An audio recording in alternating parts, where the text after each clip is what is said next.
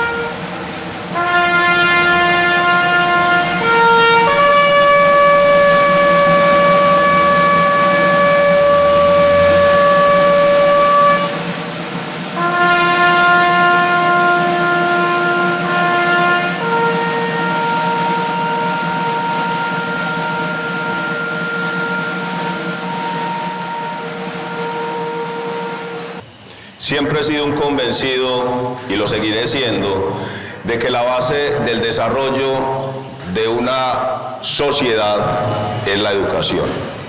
Por eso es tan importante la labor que todos ustedes desempeñan con todos aquellos jóvenes, niños, niñas, adolescentes que comparten con ustedes en sus aulas y que ustedes, con todo el cariño, con toda la devoción y con todo el profesionalismo, entregan su tiempo para formar a estas personas.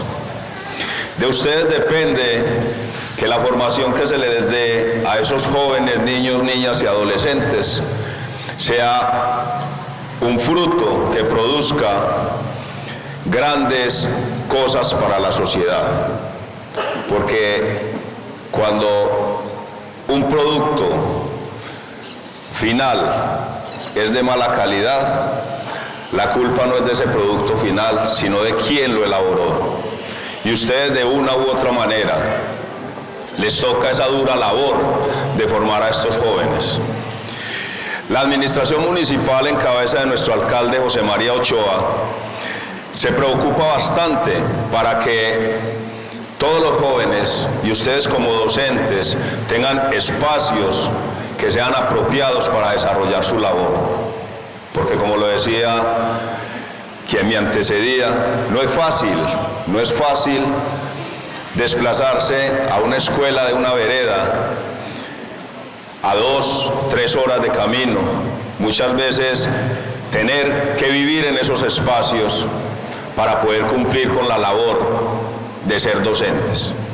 Ser docente es difícil, pero es gratificante, porque es gratificante cuando nos encontramos a esos jóvenes que pasaron por nuestras aulas y ya los vemos siendo profesionales, superándonos a nosotros como docentes. Eso es gratificante y da mucha felicidad.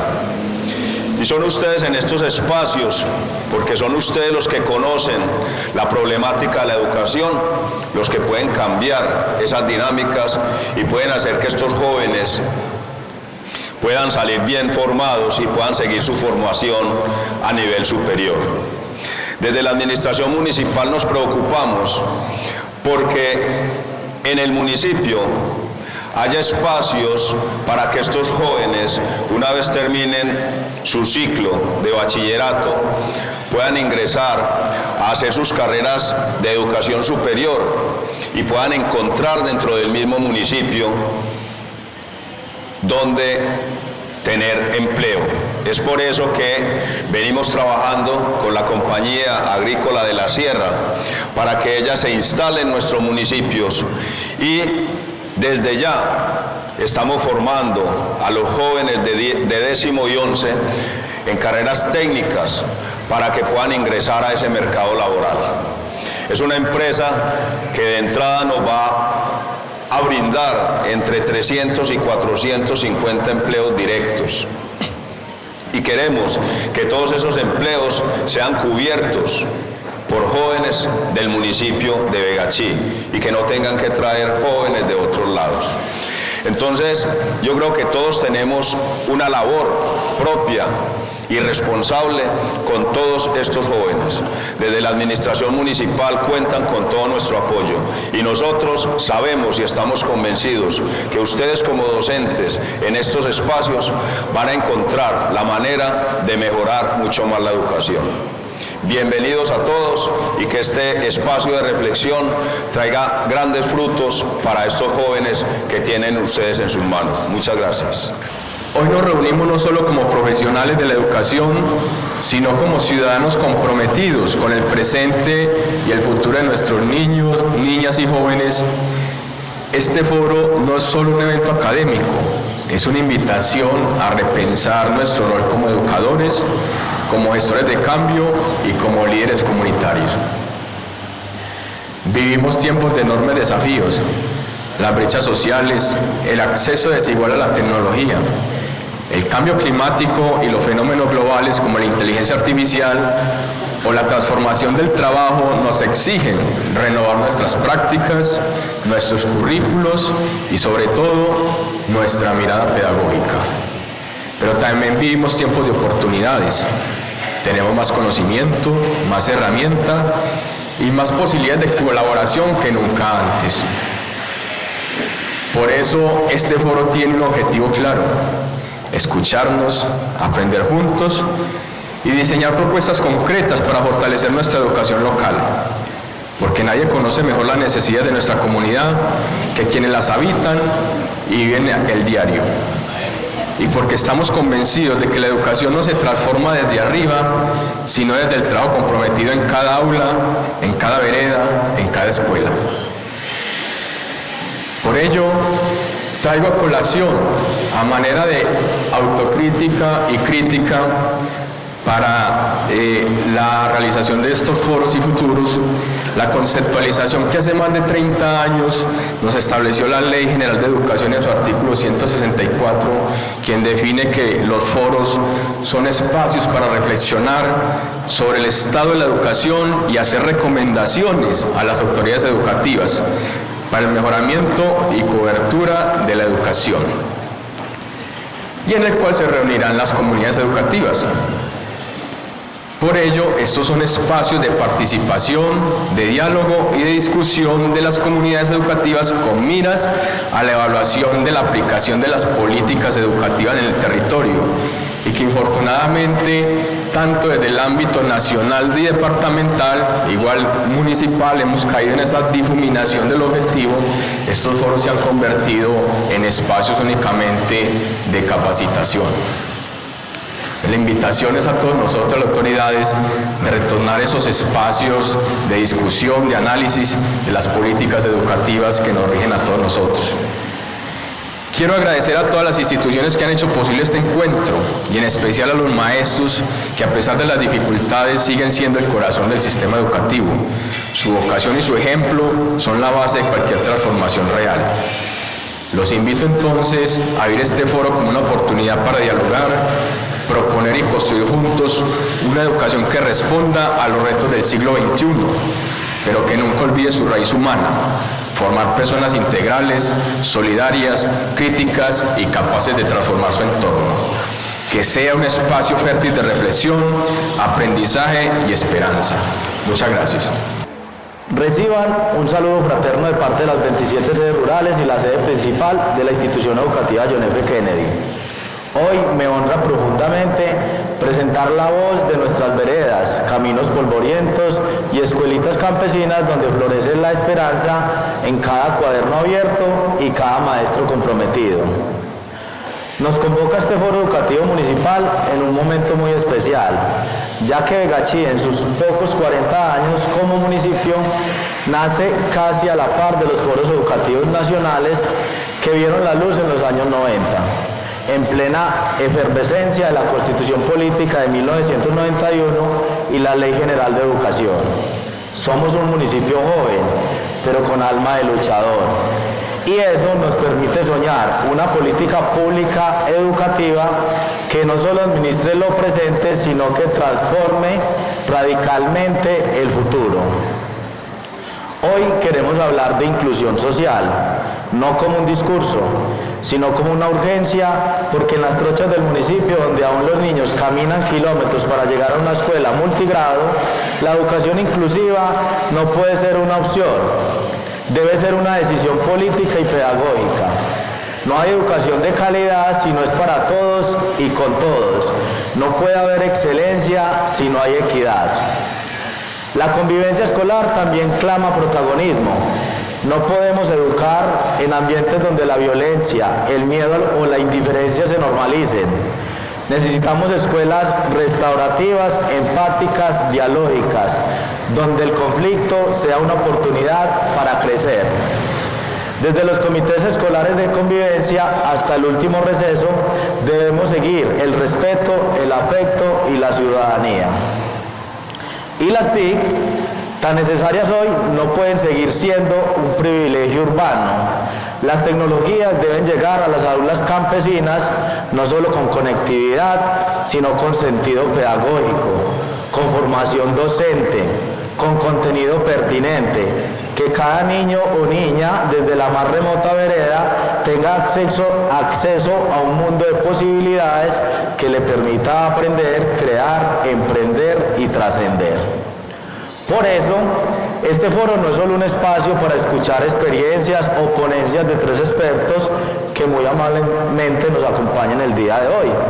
Es un llamado colectivo a construir una política pública educativa local que piense en grande, pero que actúe en lo cotidiano, que conecte la escuela con el territorio, con la familia, con los sueños del campesinado y la cultura viva del nordeste antioqueño. Como dijo el educador brasileño Paulo Freire, la educación no cambia el mundo, cambia las personas que van a cambiar el mundo. Y nosotros, los que educamos en Vegachí, estamos cambiando personas cada día, a veces con poco, a veces con obstáculos, pero siempre con esperanza. Y cuando un pueblo educa con esperanza, ningún olvido puede detener su historia. Confiamos que desde la institucionalidad, Secretaría de Gobierno, Participación Ciudadana, Asuntos Educativos, Consejo Municipal, Iglesia, Personería y Comunidad General, podamos tejer juntos este pacto de la educación rural, inclusiva, pacífica y conectada que le dará el rumbo a nuestro municipio. Gracias por escuchar la voz del campo, por creer en la escuela como el corazón del desarrollo social y hacer parte de esta construcción que es de todos. Muchas gracias. Ya creo que dijeron muchas cosas importantes, pero nosotros desde la Administración Municipal, desde la Secretaría de Educación, venimos realizando diferentes procesos que nuestro municipio necesitaba. Y cuando hablamos de educación, hablamos de muchos aspectos. Realmente entendemos a los docentes rurales, las necesidades que en estos momentos presentan en la zona urbana. Pero poco a poco vamos sanando y vamos realizando esa articulación institucional con la Gobernación de Antioquia, instituciones educativas, desde la Administración Municipal, y hemos avanzado significativamente. ¿Por qué? Porque es un logro nosotros en este momento tener más de 300 jóvenes estudiando carreras universitarias en el territorio. Porque ahora en junio viene lo que es la formación para los estudiantes de los grados 10 y 11 con la Universidad Cooperativa de Colombia, con el Instituto, el ITM, la Uniminuto, con la Corporación Gilberto Echeverry, donde les van a dar una bonificación semestral para cuando salgan de bachilleres también salgan con una técnica laboral. Y esto permite a que los jóvenes rurales, urbanos, tengan un proyecto de vida, porque los jóvenes salen de bachilleres y salen a andar las calles, ¿cierto? O no tienen definido un proyecto en su formación como vida. Entonces, desde la Secretaría estamos haciendo todas estas alianzas que realmente permite construir al joven ese proyecto de vida, esa educación que realmente tenga una calidad de vida y que le aporte algo a nuestro territorio.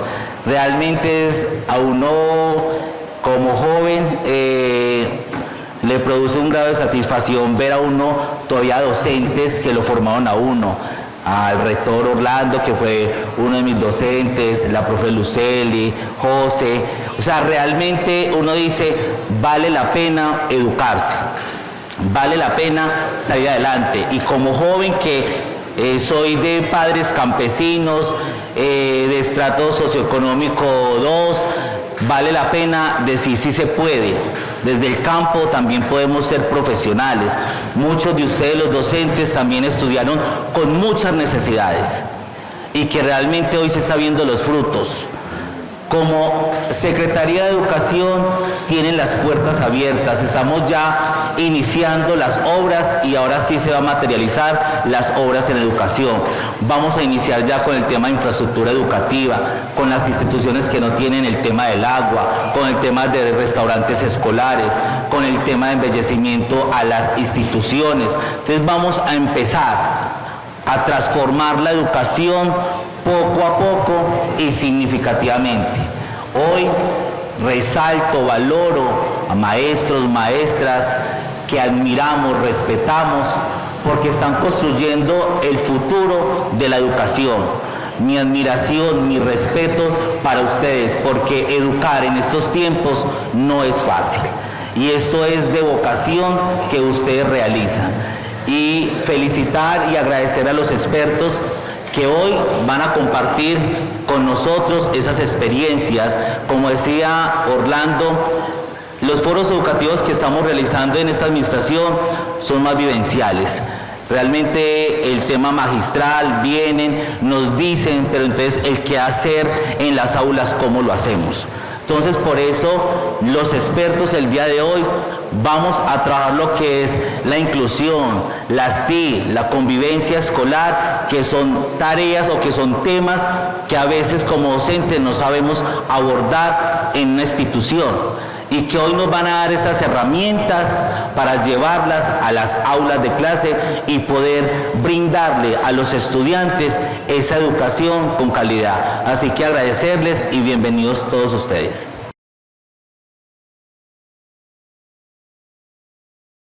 Se habla de mediaciones digitales. ¿Y cuál es entonces la diferencia?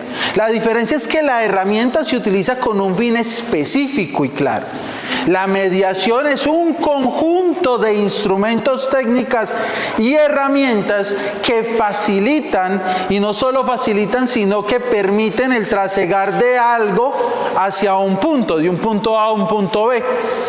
Esa mediación digital se define por Galindo desde la didáctica, que de eso sabemos mucho. ¿Qué es la didáctica? La ciencia o disciplina que se encarga de los procesos de enseñanza-aprendizaje. ¿Cuál es el problema o por qué estamos acá?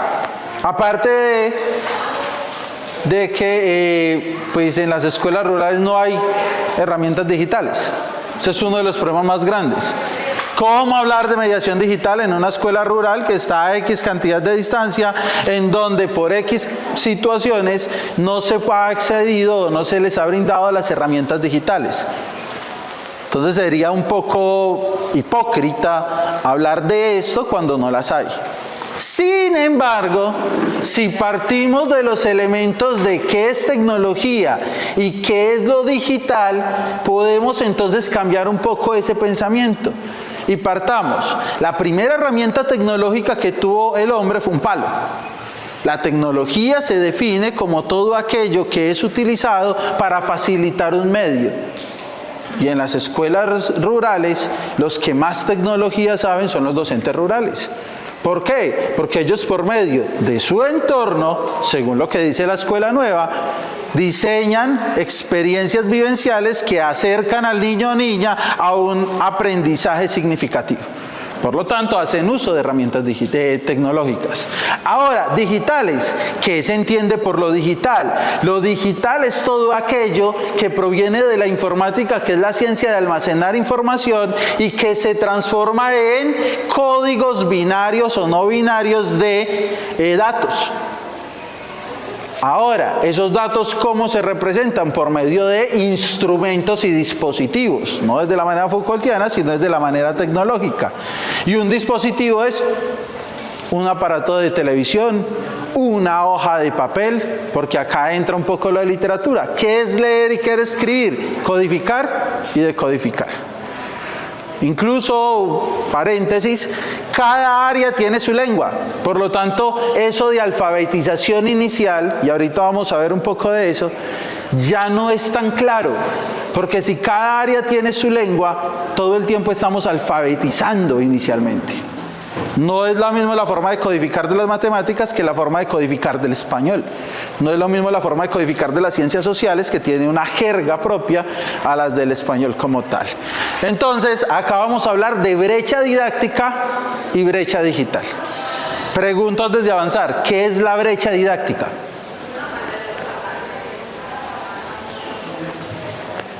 ¿Han escuchado en algún momento a Marta Nussbaum cuando habla de la crisis silenciosa de la escuela? Sí.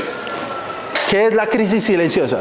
La crisis silenciosa se basa en todo aquello que desde la escuela se tiene callado, se tiene oculto, que se puede, que a pesar de que está, no se habla de eso, no se menciona. Se tiene ahí como un tabú y van pasando los años, son temas los cuales prácticamente ni se puede hablar, pero vivenciamos eso desde ese punto de vista, con la crisis silenciosa. Desde la teoría de Marta Nussbaum se habla es cómo la escuela tiene una serie de problemas que, como lo plantea el profe, ya están tan arraigados, pero se olvidan y se quedan ahí en silencio. Y hay una crisis estridente que es la que todo el mundo habla. Todo el mundo habla de la falta de instrumentos tecnológicos en las escuelas. Eso es un problema enorme.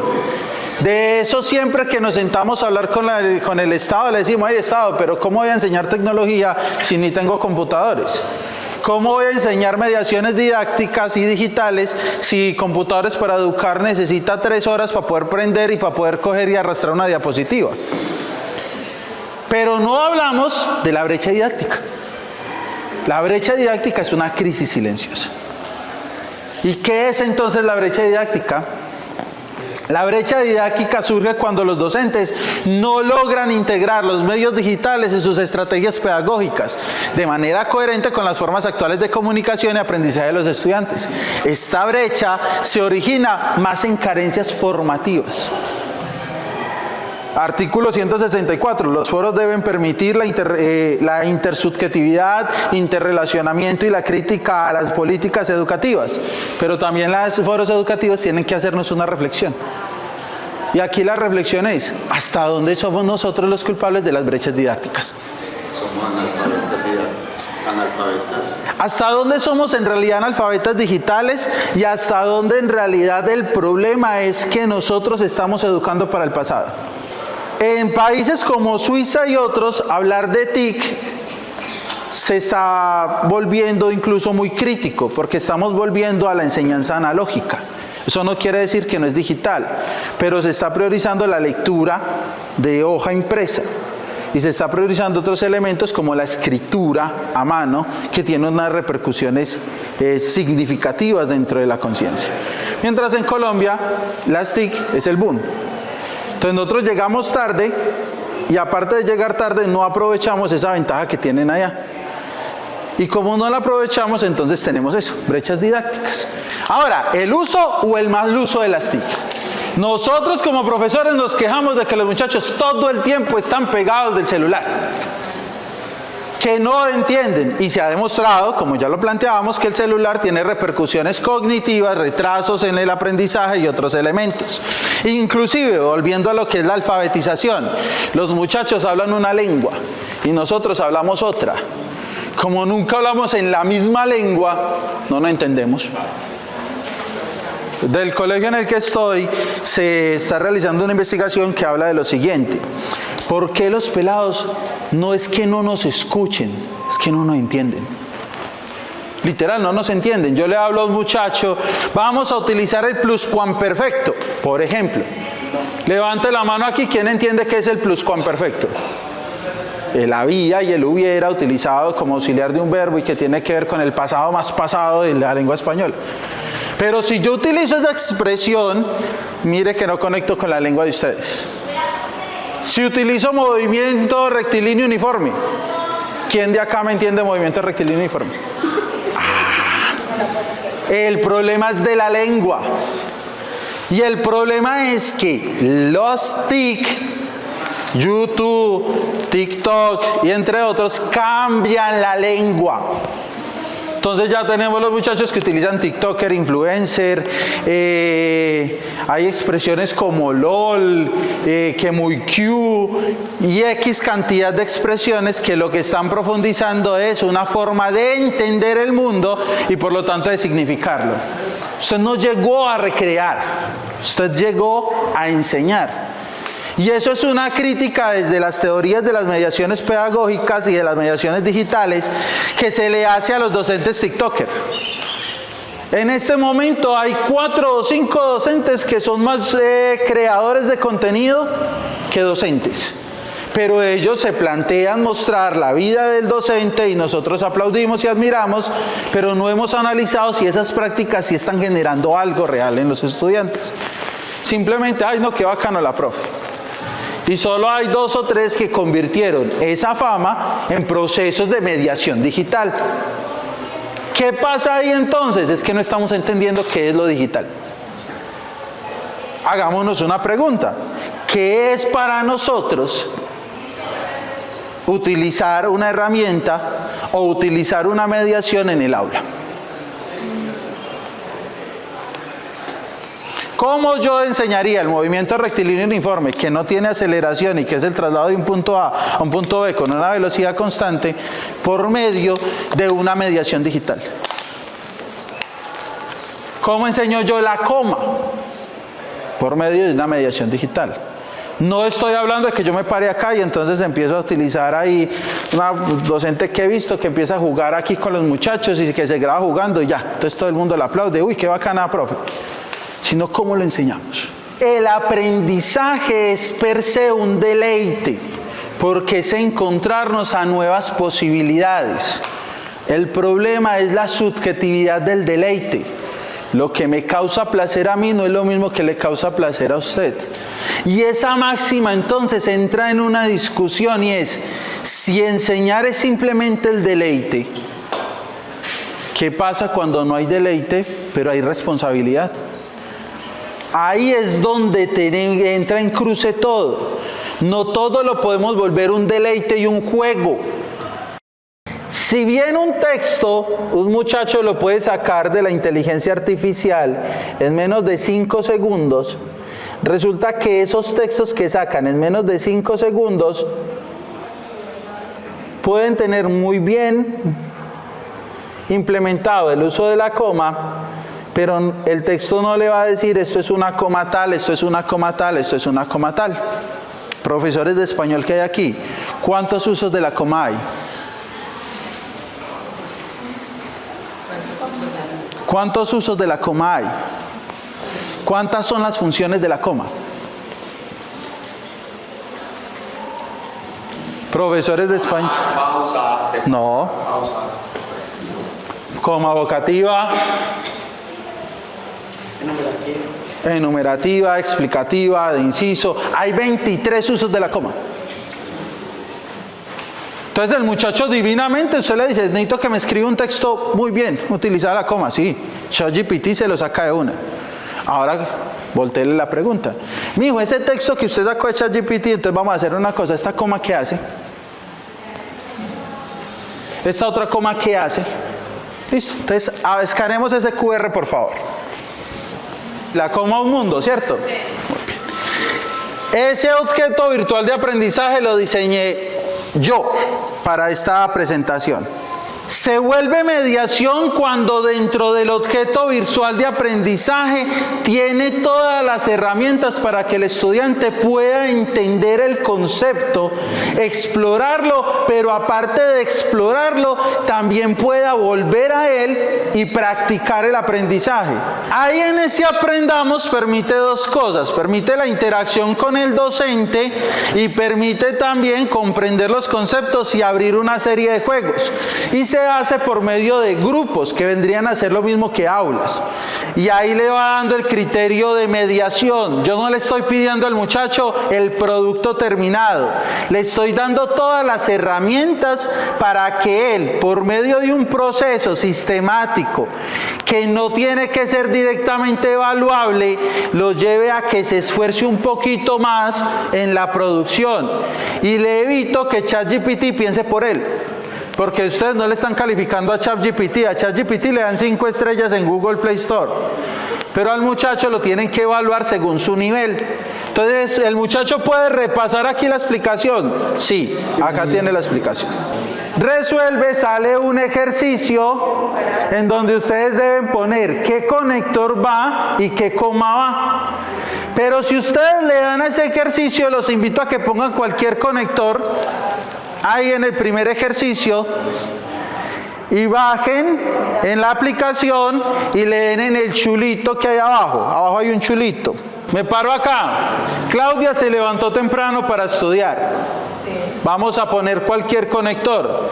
Afortunadamente, y le dijimos en la explicación que después de todo conector va coma. Entonces el muchacho pone la coma y le da acá abajo, este chulito. Y se da cuenta que falló en afortunadamente.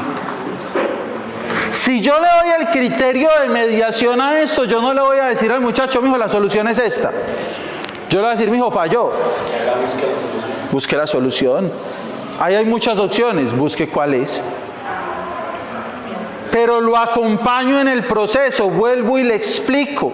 Genero que él tenga que quemar un poquito de neurona. Y lo otro, uno de los miedos, pues es que él puede copiar el texto y buscar la solución en ChatGPT.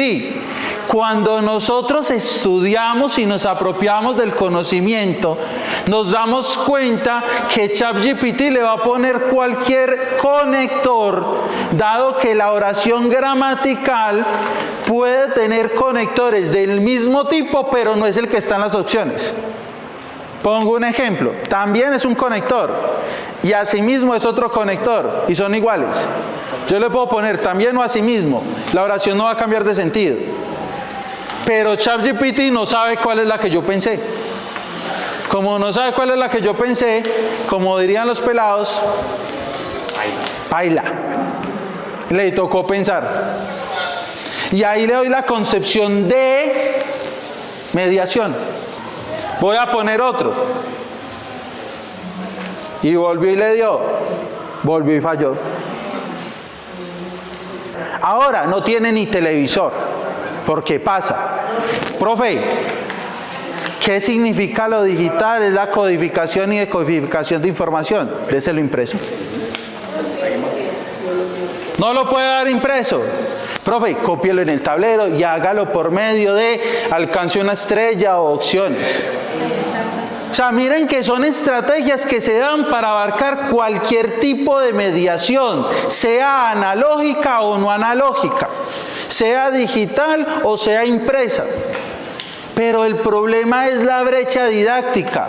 Yo no quiero a veces implementar estrategias que permitan al muchacho pensar, sino que lo que hago es, mijo, copie este libro, ahí está todo. No, pongámoslos a que ellos tengan que generar una reflexión. Es más, la explicación se puede descargar y usted la puede proyectar. Entonces ustedes que son multigrado, le ponen un solo computador al muchacho con la explicación, devuélvase. Mire, yo voy por allí, muchachos, ¿cómo van? Venga, yo les colaboro acá. Muchachos, que no le entendieron a este loco, yo se lo explico diferente. Con estas vainas que se han creado, una historia se puede contar desde lo audiovisual, desde lo escrito, desde lo gráfico y desde todo. Ejemplo, los Avengers se escriben desde lo digital, hay películas, hay historietas y hay videojuegos. Todo se articula y cuenta una sola historia. Y hay muñecos, que en realidad se llaman figuras de acción. Me dolió un poco el ego porque soy amante de Avengers. Muchas de estas cosas nos hablan es simplemente de cómo aplicarlo en el aula, pero no se nos olvida que nosotros como docentes somos otro sujeto, otro actante dentro del proceso. Y que tenemos una identidad que se construye por medio de lo que un señor por allá loco que se llama Riquet se inventó, que se llama identidad narrativa. ¿Qué cuentan de nosotros? y cómo nosotros contamos de nosotros, y eso construye una identidad. Una de las identidades es lo que nosotros tenemos publicados en la red de nosotros. No es lo mismo un profesor que cuando se abre lo primero que aparece es Facebook, y en Facebook aparecen fotos muy bacanas, ustedes en la playa, las muchachas y las mujeres muy bonitas en su vestido de baño, en su triquini, gorra, sombrilla y chanclas, a cuando lo primero que aparece es un artículo de investigación. El problema de la educación es que el docente ya no es el intelectual de la educación, es el ganapán de la educación. Y eso se refleja en nuestra huella digital. Si queremos guías de aprendizaje o gestión del aprendizaje, es decir, que su clase no simplemente se pierda en ese momento instantáneo y fugaz que fue la hora, sino que usted le pueda decir a su estudiante, mijo, venga, ¿sabe qué? Si no me cogió aquí la idea, en esta página usted puede ir a repasar. Ahí tengo videos, ahí tengo de todo para que usted vuelva y la coja, ¿cierto? Y así evitamos que el muchacho llegue, pero yo no hice la tarea porque no entendí. Me dijo, pues es que usted no entendió, pero le di plataforma, le di guías, le di... Ya el problema es suyo.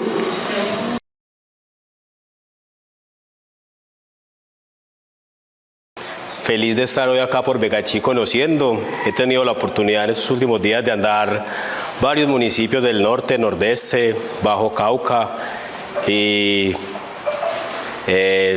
agradecido con Dios primero por la oportunidad de estar acá hoy con ustedes. Porque estoy acá, porque soy comisionado de ética y veeduría de ADIDA. Yo sé que todos conocen ADIDA, han escuchado ADIDA, nuestro sindicato, ¿cierto? En este momento me encuentro en comisión sindical desde, ya va a ser aproximadamente 2 años. En este momento no estoy ejerciendo, no estoy dando clase, pues tengo el reemplazo de la institución donde laboro.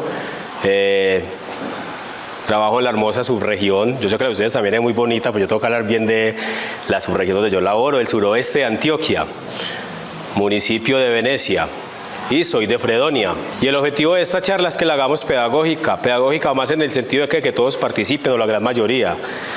Yo creo que a veces el público más difícil que uno se puede enfrentar es un maestro, porque todos tenemos conocimiento, ¿cierto? Todos tenemos argumento, y los maestros es uno de los públicos más difíciles de enfrentar. Es por eso, porque los maestros en nuestra formación y en nuestra experiencia que nos la va dando los años, pues tenemos muchas herramientas y muchas pautas que nos pueden servir. Más que hacer lo teórico, aunque lo teórico es importante desde la parte normativa, es hacerlo práctico a través de las experiencias. Que algo nos quede, que esos espacios a veces son, ¿qué? A veces nosotros, como digo, nosotros los maestros, y yo me incluyo ahí, nosotros somos un público difícil, en el sentido de que a veces nos produce apatía, pereza, pero cualquier cosa que yo me pueda llevar de esos espacios va a ser productiva, y más que todo que pueda poner en práctica con los estudiantes y dentro del grupo docente al interior de la institución educativa. Hay una frase de Martin Luther King muy bonita que dice: tengo un sueño, un solo sueño, seguir soñando, soñar con la libertad, soñar con la justicia, soñar con la igualdad, y ojalá ya no tuviera necesidad de soñarlas. Nosotros, compañeros, yo les voy a dejar la presentación. Es más, traje un material de apoyo muy importante que les puede servir a nivel institucional, sea urbano, rural y es más municipal, porque ese material está construido también para los comités de convivencia municipal, que de ahí parte pues como toda la ruta de atención. Normas, importante, compañeros, tener en cuenta la normatividad. Todos nosotros sabemos que estamos en un país, ¿cierto?, que está regulado por muchísimas normas y que salen normas todos los días. Y sale una norma y sale otra norma que modifica otra, pero nosotros tenemos la Carta Magna, que es la Constitución Política de Colombia. Y de la Constitución Política de Colombia, pues ojalá que haya un abogado y me apoyen, porque yo no soy abogado. Salen toda la demás normatividad que esté regulada desde la Constitución. Tenemos la Ley 1620, que es la ley que crea el Sistema Nacional de Convivencia Escolar a nivel de nuestro país. y un sinnúmero de decretos, jurisprudencia y otros que ha establecido la Corte Constitucional sobre casos de convivencia escolar. Sabemos que nosotros tenemos un manual de funciones y según ese manual de funciones nosotros debemos de regularnos con relación a, valga la redundancia, la palabra lo dice, las funciones que realizamos al interior de las instituciones educativas. Como maestros, como servidores públicos, sabemos que estamos inmersos en algo que yo sé que lo han escuchado muchas veces, que el desconocimiento de la norma no lo va a eximir o no nos va a eximir, perdón, de nuestras responsabilidades, ¿cierto? Y que nosotros podemos cometer un delito por acción, por omisión o por extralimitación de nuestras funciones. Los proyectos educativos muchas veces están diseñados para trabajarlos en contrajornada. Por eso esos proyectos educativos institucionales, obligatorios y optativos deben de estar muy bien diseñados en su cronograma. ¿Por qué, compañeros? Porque yo me puedo venir para acá, para el colegio, en este caso los que trabajan en esta sede, a realizar, vamos a contextualizarlo en un ejemplo, tengo un grupo de danzas y en ese grupo de danzas dentro de un proyecto no está estipulado el cronograma, las horas en que van a venir, qué estudiantes van a participar, de qué grados, ¿cierto? Todo debe estar escrito porque se puede presentar cualquier circunstancia que durante el ensayo de danza entonces estudiantes les dio por pelear, les dio por tratarse mal. Una situación de convivencia, eso resulta así, eso no se planea. Hay situaciones de convivencia que son de ipso facto, son en el momento preciso que se está desarrollando. Entonces esa situación de convivencia que se puede presentar en la tarde en la institución, en una acción que de pronto está escrita en un proyecto pero no está bien diseñada, ¿cómo eso puede acarrear por una acción que yo estoy haciendo de más una dificultad, en mi labor docente? Por omisión, yo creo que todos sabemos que, pero la podemos contextualizar. Omitir mis funciones. Estudiante X llega y me dice, profe, es que Julanito así no pegarme. Ah, eso es normal, no lo moleste. Al ratico otra vez, al ratico otra vez. Esa situación repetitiva se va convirtiendo en una omisión de mis funciones, ¿cierto? Estamos contextualizándolo solo al ámbito de convivencia, ¿cierto? Y una extralimitación, pues todos sabemos, yo no puedo dar una orden que no esté dentro de mis funciones, ningún servidor público lo debo hacer, porque el único facultado en Colombia para interpretar las normas que salen son los jueces de la República, ¿cierto? Los jueces de la República son los únicos que pueden interpretar la norma. De resto, nosotros no podemos venir a interpretar la ley 1620 a nuestra conveniencia, porque siempre nosotros como servidores públicos pues van a recaer sanciones que pueden ser sanciones disciplinarias, sanciones económicas o en su defecto, una sanción en la cual se vea vulnerado mi derecho a la libertad, que yo puedo ir preso por una situación en la que yo dije jocosamente no tenía conocimiento. Entonces este tema de convivencia escolar es muy importante. La formación y capacitación docente es muy importante, compañeros. Por eso la invitación a los directivos docentes es con el nuevo decreto 0277 que regula la jornada laboral, jornada académica, asignación académica, que modificó el 1850. Es como ellos, a través de esa normatividad que salió tan tácita, tan importante, ellos también pueden utilizar tiempo de la jornada para formarnos, para capacitarnos. El directivo docente puede cumplir con los 6 periodos de clase de 40 minutos. Y como ese tiempo extra que yo cumpla las 6 horas al interior de la institución, yo me esté capacitando y formando, ¿cierto?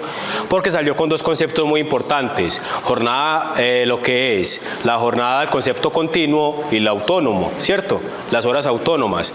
Entonces, como el directivo docente puede aprovechar también, no ver solo lo malo, porque algunos están viendo solo la parte negativa, pero también hay que ver la parte positiva de esa norma, que no podemos olvidar lo que es la formación y la capacitación docente. Es importante. Compañeros, ¿qué es acoso escolar? ¿Qué situaciones, profe?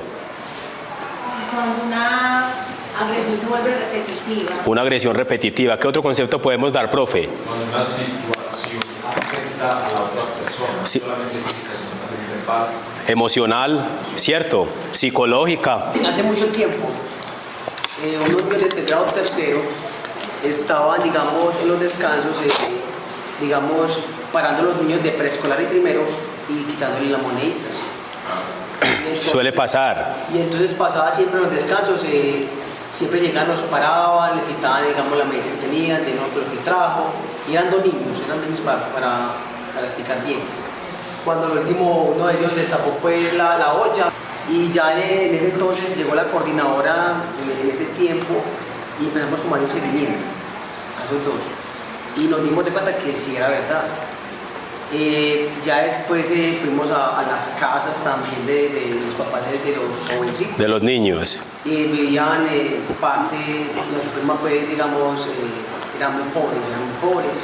Prácticamente los muchachos aguantaban hambre, era también una parte donde ella que era muy conflictiva, los papás también eran muy conflictivos, o sea, era una situación, mejor dicho, delicada. Nosotros a veces desconocemos el contexto en que viven o residen nuestros estudiantes, ¿cierto? Por eso muchas veces siempre que se va a hacer un proyecto, sea de investigación, los que han estudiado licenciaturas, maestría, lo que hemos estudiado, ¿cierto? A veces todo parte de un estudio, de un caso, de un contexto. No podemos dar un porcentaje, pero muchas familias son disfuncionales, que viven solo con el papá, viven con la mamá, con la abuela. Así, los profes de primaria, los que hemos trabajado en primaria, sabemos que los niños son muy afectivos, ¿cierto? Van a dar el abracito, van a dar el saludo, porque esa es la realidad, compañeros.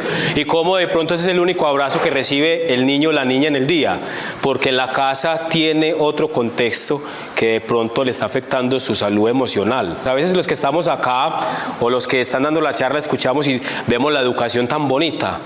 Vemos la educación como eso es tan fácil de hacer, pero son tantas tareas y tantos trabajos que nosotros debemos desarrollar al interior de una institución educativa que a veces nos quedamos cortos y a veces todos tenemos prioridades. Por lo general se da, o más bien enfatizamos en ese acoso que se da entre alumno y su semejante, pero también hay entre docente hacia los alumnos, ¿sí? Anoche yo le pedía la autorización a una compañera de la universidad en el 10º semestre para publicar pues su historia. Yo creo contenido ocasionalmente. Estábamos haciendo las últimas prácticas docentes cuando una docente se la montó, como decimos literalmente, y ella abandonó la carrera.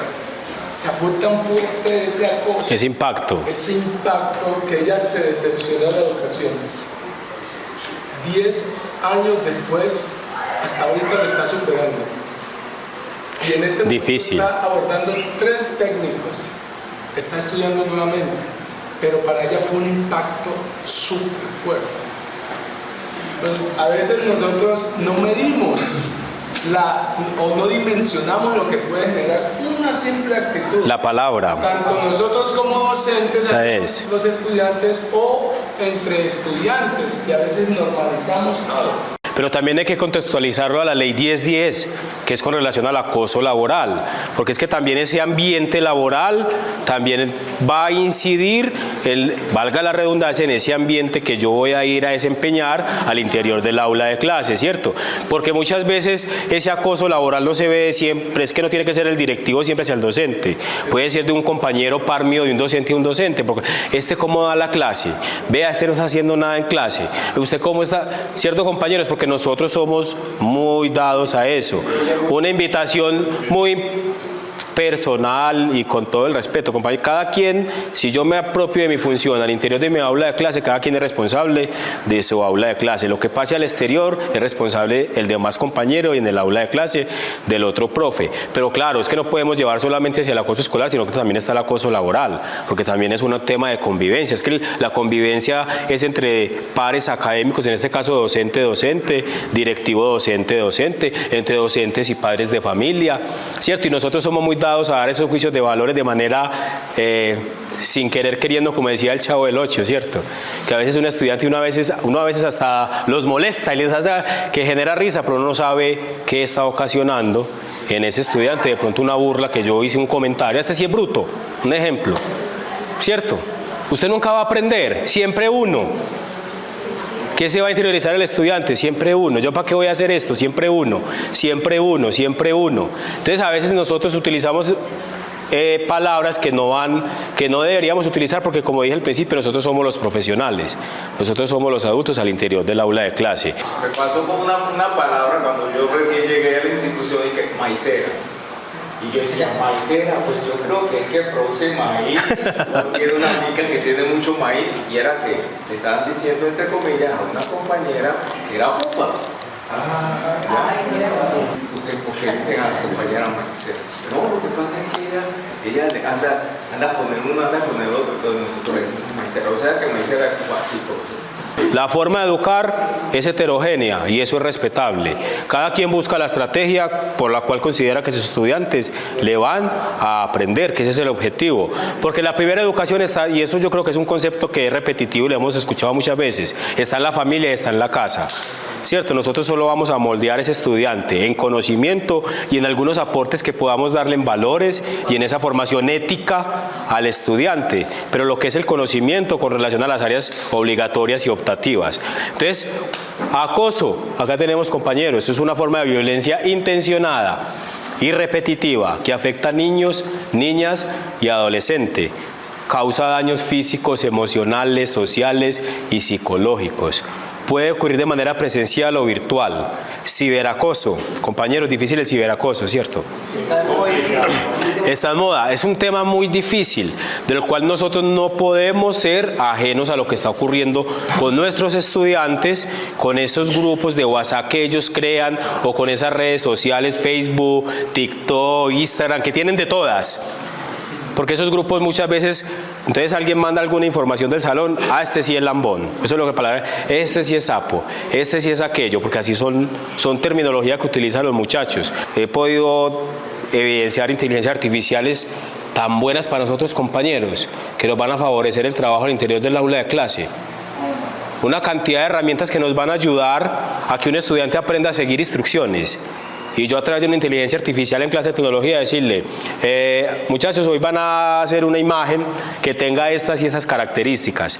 Y ellos empiezan a darle la orden a la inteligencia artificial y no le salió con una. Entonces tiene que volverle a decir, tiene que volverle a decir. Claro, tenemos que haya aspectos negativos, sí, pero también aprovechar esas herramientas digitales para irlas incluyendo al sistema educativo. Entonces las redes sociales son un mecanismo que desfavorece mucho la convivencia en las instituciones educativas, porque lo que pasa en las redes sociales, tristemente, viene a ser transmitido en la institución y en el aula de clase. Yo los contextualizo, o pongamos un caso hipotético. Tenemos dos jóvenes, caballeros del grado 10º, cambio de clase. Ellos rotan por acá rotan los estudiantes, no, rotan los profesores. En el colegio que yo trabajo rotan los estudiantes, rotan. El corregimiento también es así. Entrando al salón se dan a los puños, como dice uno, se agarran, se dan a los puños y en el aula de clase no está el profesor que le correspondía a la clase, digamos matemáticas, pero pasó el profesor de ciencias y los vio agarrados. ¿Qué hacemos, compañeros? Contextualicemos en un caso que puede ocurrir. ¿Qué harían ustedes? Ya está, con la mera observación ya estamos incluidos Dale, profe. Con la mera observación ya estamos incluidos, entonces ya nos toca ahí ser de mediador. Sí. Porque si no lo hace, pecas por omisión, más culpable todavía. Al culpable. Entonces mejor intervenir de una forma pedagógica o si hay que llegar a eso. Muchachos, por favor, hay que llegar a porque si usted no lo hace, ya peca por omisión. Yo creo que ahí ya la ley te castiga más severo. Más severo, listo. Profe. No, que ahí no se puede meter a separarlos. No se puede meter a separarlos. Porque cualquier moradito que aparezca la van a achacar también a uno. Una situación difícil.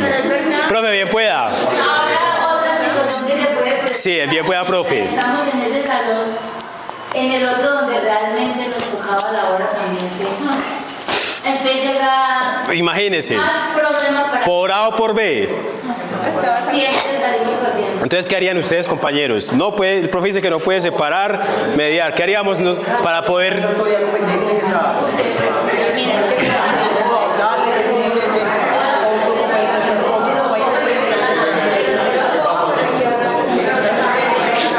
difícil, ¿cierto? Una situación difícil que puede ocurrir.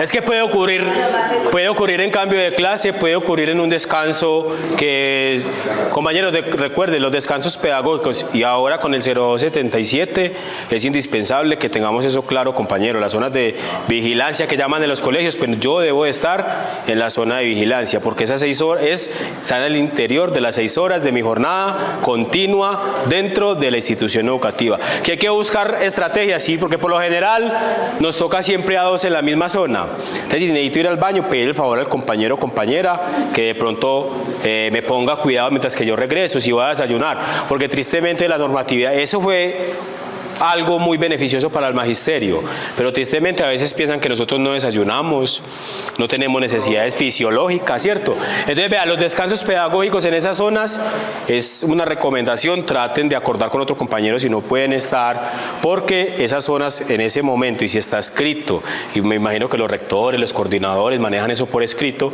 pues prácticamente es una función que me está asignando mi jefe inmediato, o en este caso el rector, para cuidar en esas zonas de descanso. Entonces esa situación puede ocurrir. El profe dice, no los puede separar. El profe dice mediar, y si la pelea sigue, ¿qué? Toca meterse. Gritando, ¿cierto? Pero, profe, resulta que cuando tú lo gritas, levanta la voz, ya también estás cometiendo otra infracción ahí. Una agresión verbal. Es que es una situación que yo creo que en esa situación podemos decir muchas estrategias, que ya le va la palabra, profe, que pueden ser importantes y se pueden aplicar, pero yo creo que cualquiera de las estrategias o la acción que yo haga en el momento, si me quieren involucrar y causarme algún problema, lo van a hacer. Porque por muy bien que usted crea que lo hizo, si usted le dice a los demás compañeros sepárelos, puede generar más problema. Si usted se mete, usted se puede ver afectado. Si usted grita, dice que el profesor me gritó, entonces murió mi susceptibilidad, entonces ¿yo qué voy a hacer? Si no hace nada, la omisión todavía, ¿cierto? Entonces, si hizo por acción, está mal hecho. Si hizo por omisión, nosotros estamos maniatados, compañeros. Cualquier acción usted puede ver involucrado. Yo qué le diría cuál es la mejor? Pues pedirle a los compañeros que traten de mediar, ayúdenme, colabórenme para que los separen, ¿cierto? Porque son bastantes, porque lo que van a hacer es ayudar, porque si yo voy y lo cojo fuerte y le saco un moral, el profesor me pegó. Así va a ser, ¿cierto? Y lo demandan a uno, y entonces viene esto, viene aquí. Es mediar con otros compañeros para lidiar el conflicto. Y si yo me meto, yo también me puedo ver afectado físicamente, porque uno de los golpes o de las acciones que están haciendo los muchachos en el momento puede recaer sobre mí. Me van a dar un golpe y yo salía golpeado y tristemente sale, profesor, muy bien, lo hizo muy bien que me dio, pero entonces el golpe que yo recibí, ¿qué está ocurriendo, cierto? Todos los contextos son diferentes, y ahí está la palabra, compañeros, tener todo registrado por escrito. ¿Por qué? Porque a la hora de la verdad le va a servir como evidencia o herramienta para usted mostrar que usted ha hecho algo al interior del aula de clase, lo ha llamado, le ha hecho seguimiento, llamados al padre de familia, citaciones, no vino el padre de familia, volvió y lo citó, no volvió a asistir, el estudiante manifiesta esto. A veces el diario pedagógico, yo empecé a trabajar en el 2007 y todavía me lo exigían y no el retorno lo pedía, pero a veces tener ese cuadernito, todo ha venido cambiando, pero si ese cuadernito, yo por lo general cuando estoy dando clase cojo un cuaderno con la lista de mis estudiantes, lo marco arriba grande y dejo varias hojas y hago otro para seguir como un derrotero de qué está ocurriendo con el estudiante que está faltando mucho a clase. Son situaciones que pueden ocurrir. ¿Qué está pasando con el estudiante que falta tanto a clase? ¿Qué situación está viviendo? El manual de convivencia, el PI debe ser actualizado cada año, ¿cierto? En muchas instituciones lo dejamos cada 4, 5, 6 años y ya están volviendo obsoletos porque la normatividad va cambiando. Claro, el derecho de menor es protegido, pero también hay otros derechos, porque el derecho de 1, de 2 o de 3 no puede vulnerar el derecho de otros menores que también estén al interior de la clase que no quieren ser grabados. Entonces tenemos que ver que es que al interior del aula de clase no solamente está vulnerando el derecho derecho del docente, también hay otros menores de edad que se pueden estar viendo vulnerados sus derechos. Pues entonces hay que mirar cómo a través de las instituciones acá y del proyecto educativo municipal pueden articular esas acciones, que se hagan programas, capacitaciones, formaciones a padres de familia, estudiantes, con policía de infancia y adolescencia, comisaría de familia. Hay que vincularlos, esos actores externos. Esos actores externos pueden venir con otras herramientas que también van a fortalecer ese trabajo académico al interior de la institución educativa. Yo por eso el material que traje, esa diapositiva está muy larga y probablemente no la vamos a terminar, porque eso es conocer el contexto de ustedes y situaciones que se están presentando. Y traje fuera de eso unos documentos donde está desde la ruta de atención qué acciones pueden implementar, desde la promoción, desde la prevención, desde la atención y desde el seguimiento, según el caso o algunos casos o los casos más comunes que vemos en el contexto a nivel departamental. Yo en este momento soy profesor de bachillerato, 9º, 10º y 11.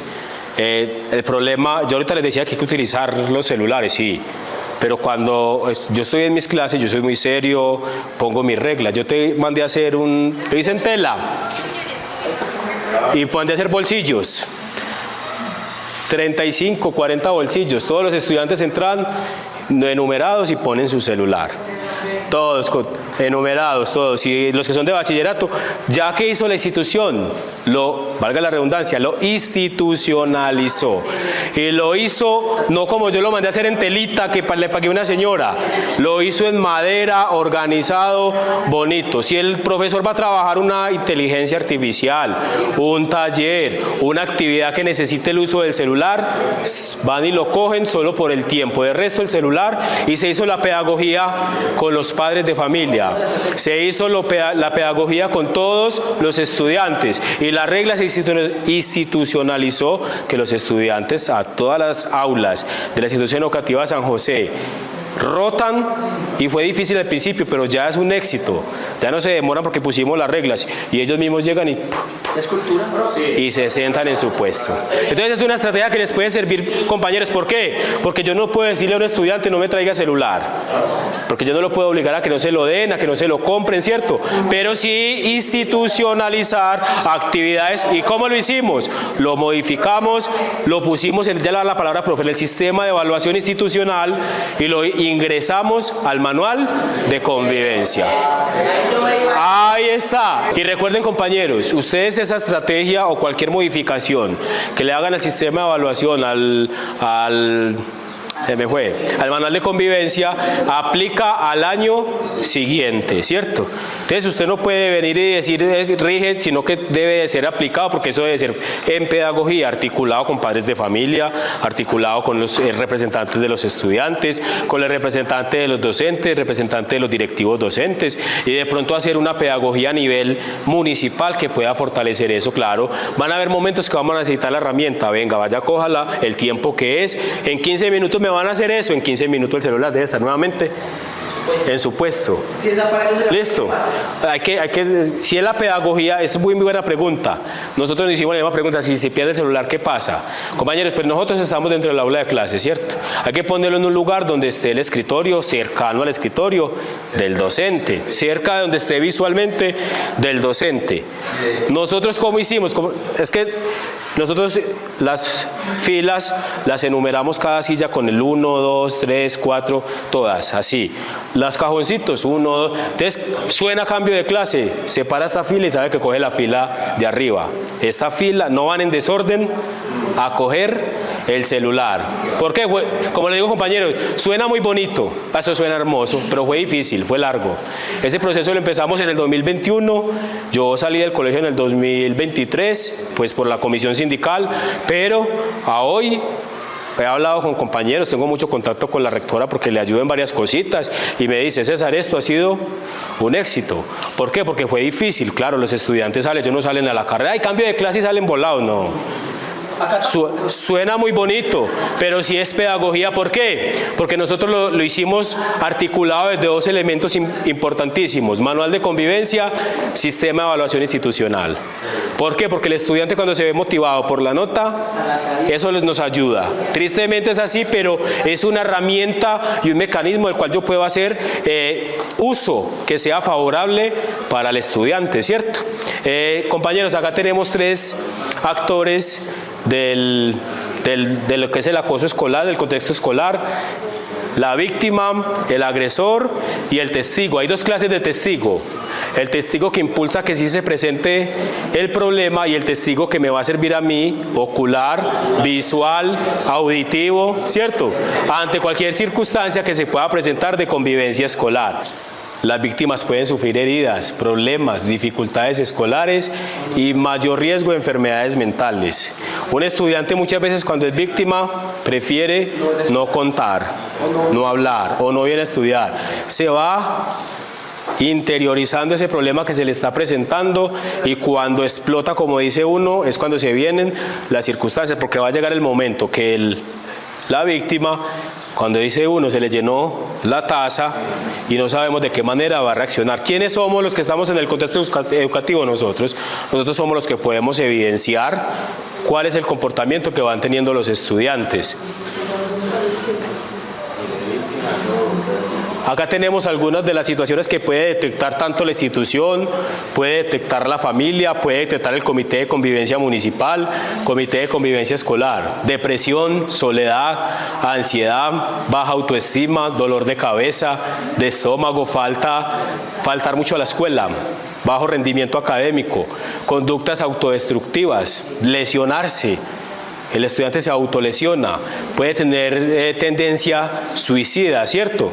Pérdida de amigos. Ya un estudiante que era el más jocoso y el que tenía más amistades, de un momento a otro puede, ¿cierto? Y lesiones sin explicación. Acá tenemos una imagen que también les puede servir, que es convivencia escolar. Es el conjunto de relaciones, interacciones y formas de comportamiento entre los integrantes de la comunidad educativa: docentes, directivos, personal administrativo. Ahorita no hablamos de personal administrativo, que también hacen parte de nuestra institución. Las familias. Ruta, compañeros, ahora sí. Todos sabemos que hay una ruta que establece el 1620, ¿cierto? Que es la promoción, la prevención, la atención y el seguimiento. No se olviden de esos 4 conceptos: promoción, prevención, atención y seguimiento. Son 4 conceptos que establece la ley 1620 con relación a la ruta de atención cuando usted en la institución educativa evidencia una situación de convivencia escolar. Pero acá, más de la sanción, es que actividades pueden desarrollar desde la promoción. Los estudiantes, participar, invitarlos a participar, que se involucren en actividades, crear propuestas, actividades que los inviten a reflexionar. ¿Qué pasaría si fuera usted? ¿Qué ocurriría si fuera usted el que estuviera viviendo eso? Hacer movilización social en torno a los temas. Los docentes, compañeros, importante. Nosotros también tenemos que participar de esas actividades de formación. Cualquier cosita que yo me lleve hoy, de todos los grupitos de charla que eso me va a servir. ¿Por qué? Porque lo voy a poner en práctica. De pronto voy a ir a contarle al compañero que no pudo estar hoy, ¿cierto? Diseñar y ejecutar programas a través de ¿qué? De los proyectos obligatorios. El proyecto de aprovechamiento del tiempo libre, el proyecto del PRAE, ¿cierto? Que son proyectos que son muy más relevantes al interior de la institución educativa. Un proyecto de lectura y escritura, acompañar al estudiantado. Las familias, tenemos que involucrar a los compañeros. Eso está la formación y el cronograma que establezca una institución a través de su directivo docente. Casi siempre citamos los padres de familia solo entrega de notas, o dejamos la responsabilidad de la convivencia al psicoorientador. Hacer escuelas de padres donde todos se involucren, una charlita de 1 hora y le diga: familias, ustedes pueden hacer esto y esto y esto para detectar el acoso escolar, y evidencien los comportamientos de sus hijos. ¿Para dónde se va? ¿Con quién está? ¿Qué está haciendo? Hay que estar pendiente de todas esas acciones nosotros como padres de familia, porque a veces los padres de familia, claro, debemos de creer en nuestros hijos, pero no sabemos si es real o qué actividad está haciendo en un entorno diferente al que yo no tengo acceso. Hacelo por escrito. Cógelo por escrito y fírmeme y tráigame el recibido. ¿Por qué? Porque usted va a llevar su carpeta de evidencias. ¿Por qué? Porque usted va a llevar ahí el seguimiento para qué fue citado. Si fue citado para una charla de convivencia escolar, porque en cualquier momento, es que la institución no hizo nada, el profesor no hizo nada. Compañeros, lo que está escrito está, compañeros, porque no podemos, como le digo, a veces es engorroso. Es difícil, pero hay que hacerlo, compañeros. A veces suena así, pero tengamos todo por escrito. Cité al papá de Peranito Pérez y no asistió. Se presentó esta situación, porque a la hora de usted activar la ruta y según lo establecido el manual de convivencia y la falta es tipo 3, un ejemplo, y según la ruta el estudiante debe ser expulsado de la institución educativa, usted puede tener los argumentos, aunque ellos van a venir en tutelar y van a reclamar el derecho fundamental a la educación, pero también a veces podemos tener las herramientas en las cuales yo le evidencie que una sola persona también está afectando los derechos de 1.200 otros estudiantes. Porque también hay que pensar no solamente en el docente, hay que pensar en sus pares al interior del aula de clase. Tenemos la institución, hay que integrar todo al PI, a los manuales de convivencia, desde la prevención, participar haciendo conciencia, todo se trata más de la pedagogía. Todas esas actividades se tratan más, en cada uno de estos elementos se tratan más a la pedagogía. Y en cada una se van involucrando otros actores. En la prevención ya se involucra el comité de convivencia escolar. En la atención, estudiantes, docentes, rector, familias, comité, secretaría de educación municipal o otros agentes externos, policía de infancia y adolescencia, comisaría de familia, personería, porque sabemos que a todos los menores se le debe restablecer los derechos, ¿cierto? En el seguimiento, porque esto es importante, porque hay una plataforma que se llama el CIUSE. El CIUSE es una plataforma donde todas las instituciones educativas deben de reportar los casos de convivencia escolar. Todos sistema de información unificado de convivencia escolar. ¿No lo conocían? Compañeros, los que están en el comité de convivencia escolar. Ojo, compañeros, que hay una plataforma a nivel nacional. Eso es establecido por el Ministerio de Educación, donde todos los actores del proceso educativo, en especial rectores, psicoorientadores e integrantes del comité de convivencia escolar, son los que tienen acceso a esta plataforma. Les crean usuario y contraseña. ¿Y para qué es esta plataforma? Para reportar los casos de convivencia escolar e institución educativa. Y esto es una herramienta que sirve para que puedan llegar esos programas de formación, esos programas de capacitación. ¿Por qué? Porque si hay una institución muy recurrente en alguna falta, van a enviar al profesional. ¿Qué hace ahí? Registro y seguimiento de los casos, articulación con Policía de Infancia, Adolescencia y Comisaría de Familia, genera reportes y análisis y cuál es la acción que va a realizar el Ministerio de Educación Nacional, articulada con la Secretaría de Educación Departamental, con la Secretaría de Educación Municipal y la institución para prevenir estos casos. Muy importante que el que esté en el comité de convivencia hable con el rector, si estamos reportando los casos al CIUSE. ¿Por qué? Porque eso hace que venga el personal a trabajo articulado, pero que llegue la capacitación. ¿Listo, compañeros?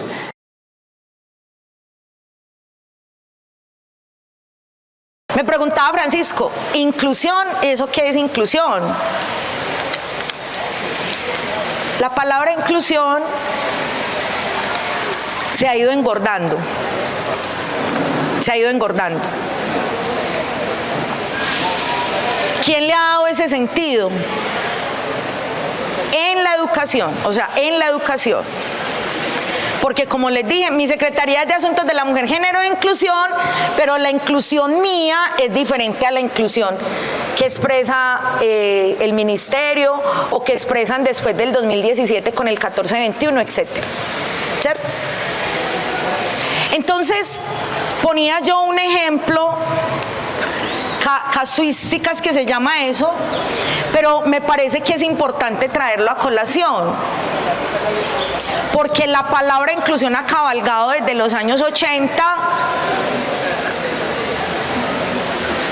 le dieron una importancia relevante en los 90 con la Ley General de Educación y decayó después del 2000 con el recorte a las transferencias, la palabra, como otras muchas palabras, pero estamos en inclusión. Entonces, primer ejemplo, yo estoy en grado tercero, 2017, llega la coordinadora y me entrega un mamotreto así de papeles y me dice, Candy, debes hacerle el PR a estos niños. PR, ¿qué es eso? Plan individual de ajustes Razonables. Yo soy profesora de química, biología. Yo no estudié psicología porque no me gusta, no estudié psicoorientación porque no me gusta, no estudié apoyo, no me gusta. ¿Cierto? Bajo donde la profe de primero, Berenice, mira lo que... Ella tenía en esa época 2 niños con síndrome de Down. Acababan hasta con el nido de la perra. Uno llega a ese salón, eran esos niños montados en ese ventilador. No, imagínense lo peor. Y esos 2 niños debían estar ahí, en esa aula, ¿cierto? ¿A qué voy con esto?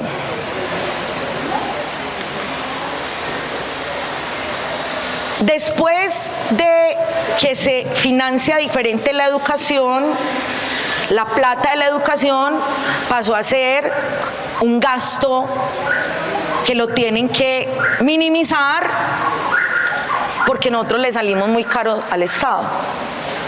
Entonces la palabra inclusión ahí se mueve como, ¿yo qué estoy haciendo acá?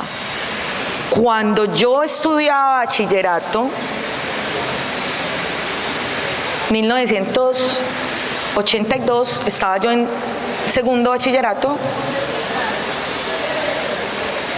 habían niños en mi barrio con discapacidad visual y uno los veía que salían con la mamá, el papá o el que sea en un bus y los regresaban por la tarde, en un bus pagado por el Estado, los regresaban por la tarde. En Medellín habían institutos para ciegos y sordos pagados por el Estado, maestras y maestros especialistas en educación especial. Alcen la mano acá, ¿quiénes son especialistas, maestros de educación especial? Alcen la mano, por favor, todos de a uno, porque no hay. Lo quitaron de las universidades, los volvieron a que trabajaran privado. Entonces, ¿a qué voy con esto? A que la palabra inclusión también es política. No necesariamente, bueno, es hermenéutica. Porque hay que mirarla desde muchos aspectos de lo humano, pero también de lo científico. Y lo científico a mí me está diciendo, por eso amo el método científico, que en los hechos plausibles esa palabra está careciendo del contenido que le dieron en la Ley General de Educación, que es una ley general que solo la tiene este país en Latinoamérica, del carácter que le da la autonomía escolar consagrada en el artículo 77, el currículo consagrado en el artículo 76, refrendada por el 1860 en el proyecto educativo institucional. ¿Y por qué me extiendo tanto en esto? Porque nos despojaron de la autonomía escolar, y ahorita lo decía el secretario de Educación, Begachí, tiene esta proyección, tiene este horizonte. El PI tiene horizontes, tiene misión, pero no lo arrebataron como construcción colectiva de la comunidad educativa. ¿Y cuál es esa construcción? Que el currículo es el plan de estudios que hace cada comunidad. Usted puede estar en un colegio cerquita al de él, pero el colegio de él tiene un PI, el suyo tiene otro PI, el suyo tiene otro PI. Aquí hay 27 rurales, ¿cierto? Instituciones rurales. Cada una tendría que tener su propio PI, su propio plan de estudios. Pero ¿qué pasó? Para ahorrarse plata, en el 2001 fusionaron las escuelas, entonces ahora hay un rector para 27 escuelas y antes era un rector por cada escuela. Es verdad, ustedes lo han vivido. Entonces desde ahí se empieza a desnaturalizar la política que piensa en los niños y niñas de Colombia y solo utilizan la bandera para llegar al poder y luego se olvidan.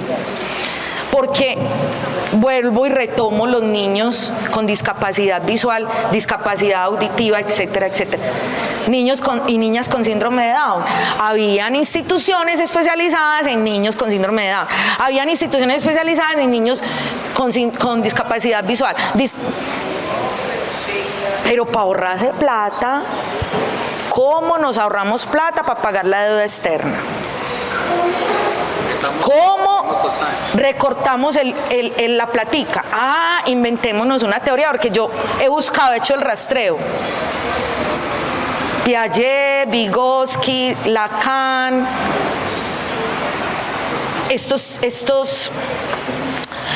Gardner, las inteligencias múltiples. Bueno, está bien. Pero entonces no me vengas a decir a mí que un niño en Colombia, una niña con discapacidad visual, con la infraestructura que tenemos nosotros, tiene que estar en un aula regular porque allá es donde ella va a aprender la vida. No, ellos necesitan cómo meterse en las calles, cómo cocinar, porque son, cierto, todo eso lo tenían en las instituciones INSI, se llamaban. Nosotros nos unimos los maestros de mi colegio y le dijimos a la rectora: haga usted los PIAR de todos los niños, porque usted trabaja 8 horas. Hágalos. ¿Cómo así? ¿Cómo así? No tenemos psicoorientadora, no tenemos aula, 1000 estudiantes y una al aula de apoyo. Yo no la vi nunca, la saludé una vez y ya, y le entregué mi PIAR y yo, mi PIAR está bueno. No, Candy, es que tenés que hacerle el diagnóstico al niño. ¿Ve? ¿Y de qué?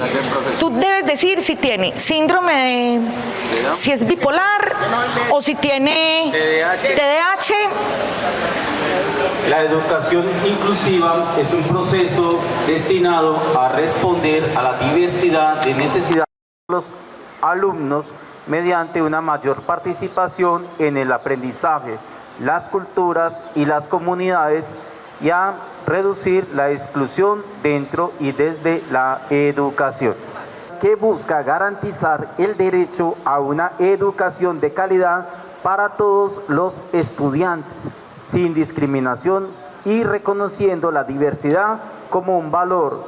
Asegura la participación plena y equitativa de niñas, niños, adolescentes y jóvenes, incluidos aquellos con discapacidad, diferencias culturales, socioeconómicas, lingüísticas o de aprendizaje.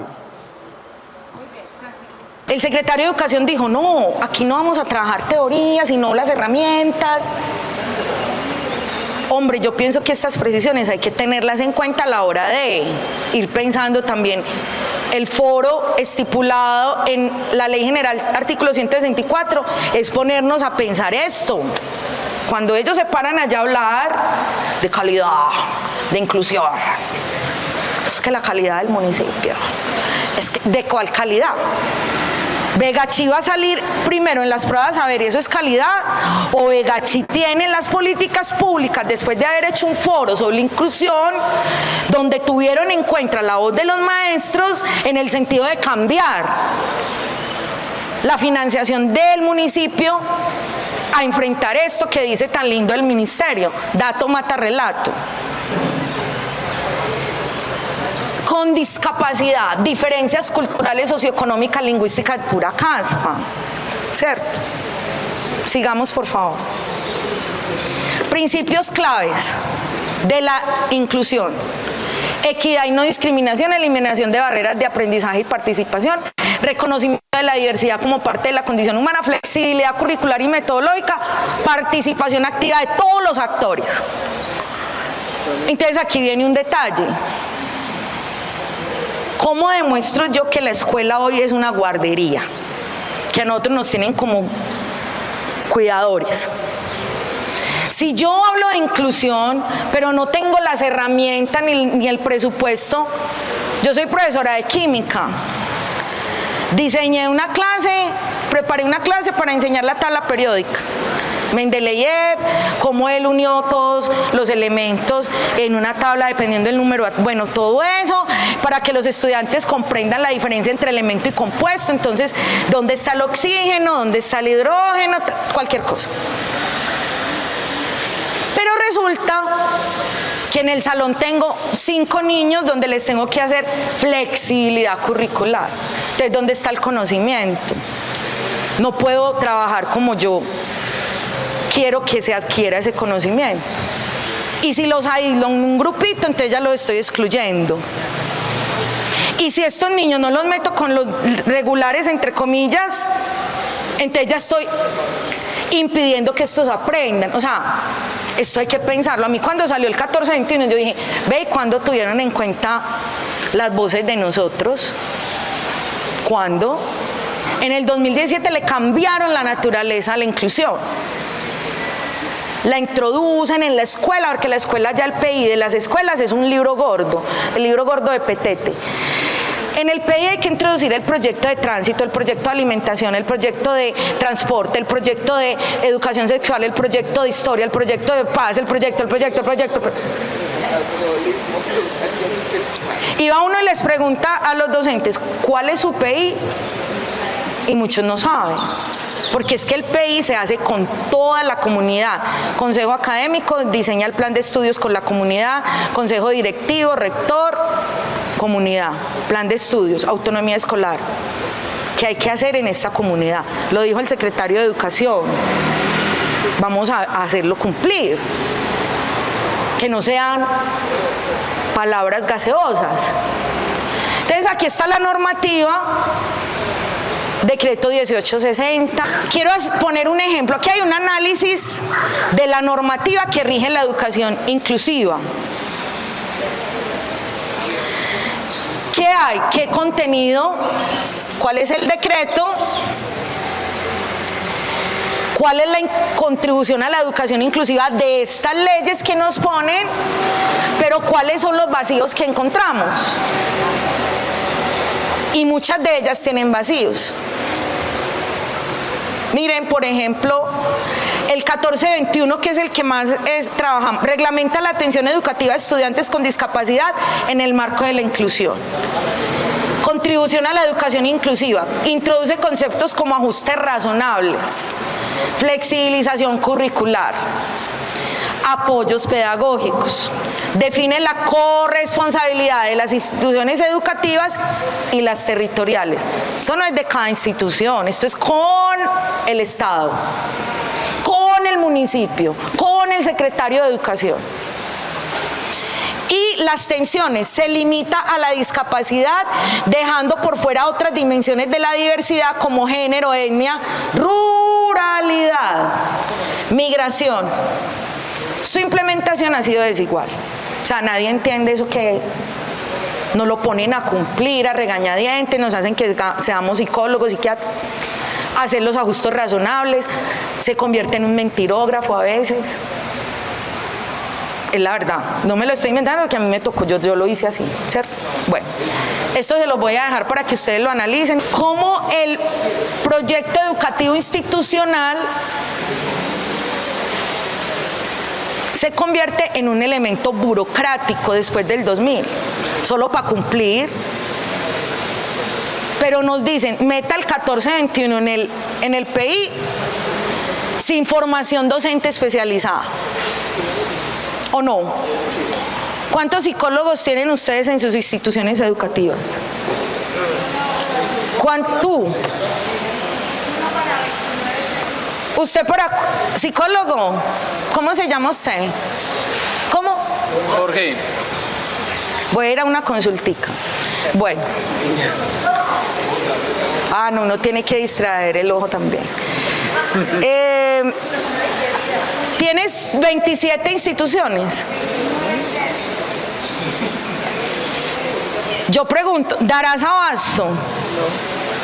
Pienso que esos mandos a distancia a veces tergiversan mucho la comunicación y el deber ser, lo que se pretende.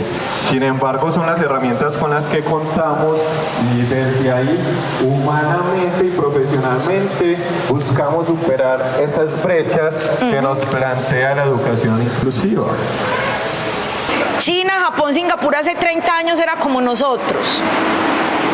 Y miren la potencia que son, porque el aparato educativo es el que desarrolla las fuerzas productivas del país, la ciencia, la tecnología. Aquí no se produce un alfiler. Entonces la plata, el Estado pone la plata, que eso es lo que estableció la ley general. El Estado pone la plata y la comunidad el plan de estudios. Entonces la comunidad tiene el derecho a decir si el 14-21 sirve o no. Tiene derecho a decir si la flexibilidad curricular la van a hacer, de cuál forma. La vamos a hacer así, le vamos a plantear esto a la Secretaría de Educación, le vamos a decir que estos recursos los destine a unos profesionales, donde vamos a hacer una articulación con el hospital de Vegachí, con las EPS. Entonces estos niños vamos a pedirle a la Secretaría de Educación que tenga unas aulas especializadas para niños con discapacidad cognitiva, etcétera, y que haga el requerimiento al Ministerio de Educación o Antioquia para que contraten un docente, lo nombren un docente que haya estudiado educación especial. Eso se puede hacer. Obvio, es que la ley general no la han derogado ni el 1860 y el proyecto educativo institucional es un documento público que tiene validez vinculante con, yo no sé si acá habrán abogados o abogadas, pero yo eso lo tengo o lo estoy estudiando desde las minucias. ¿Cuándo se hizo la última revisión del PI de la institución? ¿Quién me dice?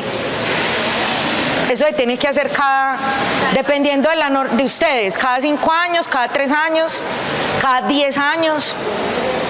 2017 a hoy, supuestamente, ya tendría que haberse revisado el PI con enfoque inclusivo. Si no, está desarticulada la norma y nos están poniendo ahí a llenar unos formularios sin sentido.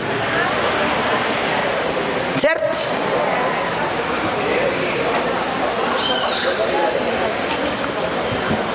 Yo quisiera ver el estudio del gobierno o de los gobiernos del Ministerio de Educación, de los 350.000 maestros que somos en Colombia, cómo hemos evaluado el cumplimiento del 14-21. ¿Cuántas capacitaciones nos han hecho del PIA?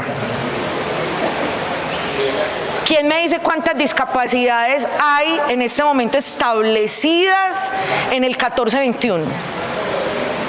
¿Cuántas? 7 discapacidades, 7.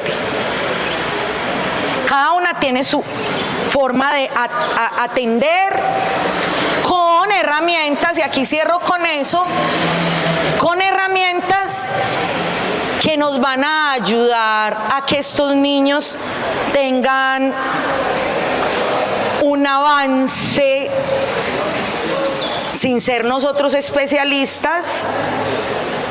Un avance es que las voy a leer porque yo no quiero leer hacer un ejemplo nomás, porque no me salieron ahí en el computador. Un avance. Discapacidad intelectual. Es que la quiero leer como está establecido en el decreto. Primera discapacidad intelectual. Ejemplo. Estudiante con síndrome de Down que necesita apoyos para el desarrollo del pensamiento lógico. En el PIAR, ustedes deben establecer los apoyos pedagógicos, ¿cierto? ¿Cierto que sí? Doctor, ¿cierto que así debe estar? Adaptaciones curriculares, pictogramas, rutinas estructuradas. Ah, sí, yo soy la docente y yo llego y digo, adaptaciones curriculares, o sea, nosotros no somos especialistas en eso. Yo tengo un niño con síndrome de Down en el aula y uno ¿qué hace? Con otros 40 muchachitos detrás. Uno se sienta a hacerle una adecuación curricular, la hacemos en el papel, pero vaya pues hágala en el aula sin recursos, aulas que no son especializadas, aulas que no tienen la ambientación, que tienen hacinamiento, que no tienen los materiales. Entonces, no profesora, como dijo el alcalde de educación. Ustedes son los encargados de todo, ustedes son los que tienen que sacar ese fruto a la sociedad. No, señor, nosotros no somos. Si fuéramos los responsables de la sociedad, esta sociedad fuera perfecta. Esto tiene que ser con ellos, los gobernantes. Nosotros somos los que estamos allá poniendo el pecho y nos responsabilizan de todo. Otro ejemplo, discapacidad visual, niña con ceguera o niño que utiliza braille para leer y escribir. Material braille en las aulas, lectores de pantalla, maquetas táctiles. Aquí la mayoría son de la educación rural, ¿cierto? ¿Tendremos los recursos para nosotros poder hacer esas adecuaciones curriculares? ¿O está ahí? Braille. Nosotros en el Pedro Luis Villa, donde yo trabajé, teníamos una niña de preescolar con discapacidad visual. Nos llevaban, es que un profesor que pagó la familia, imagínense, como quitaron los institutos pagados por el Estado para los niños con discapacidad visual, nos enseñaban, es que braille, yo apenas aprendí la A, que es un puntico. Es que yo no estudié eso. El hombre elefante es un niño que nace con elefantiasis. ¿Saben qué es la elefantiasis? Sí, tus miembros. Esa. Pero él tenía deformado toda la cabeza, bueno. Hace como 100 años, y yo esto lo veo es porque a mí me gusta mucho trabajar la medida con los estudiantes, y Leonardo da Vinci tenía una obsesión con la perfección. Él saca una pintura que es muy famosa, que es el hombre de Vitruvio, que es el que es así abierto. ¿Lo han visto? Sí. Porque él decía que la proporción de la cabeza mostraba como la perfección en el cuerpo. Entonces él decía, una persona normal, entre comillas, tiene 2 cabezas y media, coge su cabeza, se la quita y mide 2 cabezas y media y es perfecto. Toda persona perfecta tiene 4 dedos de frente. Ahora no se van a poner los dedos en la frente, pues que no estoy. Usted no mide 4 dedos. Usted tiene 8. Eso es discriminación. Si ven el lenguaje de uno también. Entonces, la perfección nos pone en un punto también, porque nosotros somos reflejo de la sociedad. El hecho de que seamos maestros, nosotros somos reflejo de todo lo de la sociedad. Tenemos un concepto diferente porque enseñamos, porque por nuestras manos pasan todos los profesionales, pero entonces los fenómenos, la palabra fenómeno aparece como la distinción entre lo que acepta la sociedad como normal y lo que es un fenómeno. Entonces los circos son de muchos años atrás, pero en los circos metían los fenómenos. La mujer barbuda, pero en esa época que iban a saber que era poliquística, ¿cierto? ¿Y la mujer manguera? ¿Cuál es la mujer manguera? La que vende mangos. Ah, no, ya salió Oscar pues. El niño nació con la cabeza así toda deforme y lo meten al circo. Y si usted, tienen que ver la película, pero les recomiendo que se lean el libro, para que ese libro tiene un contenido brutal, filosófico, histórico, desde la dignidad, porque el niño lo meten a ese circo y ustedes no saben todo lo que le pasaba a ese niño. Pues es algo impresionante en el sentido de la diferencia, ¿cierto? Entonces mi taller iba enfocado a que viéramos un fragmento de la película y vieran el niño tiene un defensor que es un médico, y él tiene una frase, el niño grita: no soy un animal, soy un ser humano. Me gusta esta parte porque Gadamer tiene una tesis con las ciencias del espíritu, no en la forma religiosa, sino las ciencias del espíritu, lo que tiene que ver con lo que nos hace humanos: la historia, la filosofía, la geografía, la pedagogía. Y eso es lo que nos hace tener un estudio hermenéutico de lo que pasa alrededor de nosotros. Y me parece que a la inclusión le ha faltado esa parte, ¿cierto? Entonces la primera actividad era el tema, la diferencia como dignidad. Usted se puede parar con el concepto de inclusión vendido por el ministerio o con el concepto de inclusión revolucionario de la ley general, ¿cierto? Segundo, las barreras visibles e invisibles en la escuela. ¿Qué es eso de barreras invisibles? No es pues lo que se daba en Medellín, que la guerra de las barreras invisibles, no. Tiene que ver con barreras físicas, actitudinales y pedagógicas. Si hay un niño con discapacidad visual, acá están las condiciones para que ese niño subsista en un salón de clase. Tienen la literatura braille, tienen los caminos con el braille del piso, que yo no sé cómo se llama eso, que uno lo ve en Medellín, que eso es el braille. ¿Cómo se llama eso, profe? Eso tiene un nombre, ¿sí o qué? ¿Lo tienen? Bueno, lo dejo ahí en el aire. Eso sí tiene un nombre. Pasémosla, por favor. Y para terminar, el tema 3, la figura del educador frente a la exclusión. Pregunta: ¿nos comportamos como el doctor Treves, que era el que defendía al niño, o como los espectadores que lo veían en el circo y le gritaban, bueno, cuando se vean el fragmento? En las reflexiones, ¿qué aprendizajes me deja la historia del niño elefante? En mi rol como docente, aquí viene ya como la parte más humana, ¿cierto? Viene una construcción grupal que pienso que es importante que así estemos en instituciones muy apartadas, se dé ya algo más práctico. ¿Yo qué me gano acá con traer unas herramientas? Bueno, si tienen un niño con discapacidad visual, entonces, no son recetas, porque el método y el contenido, el método lo tenemos cada uno.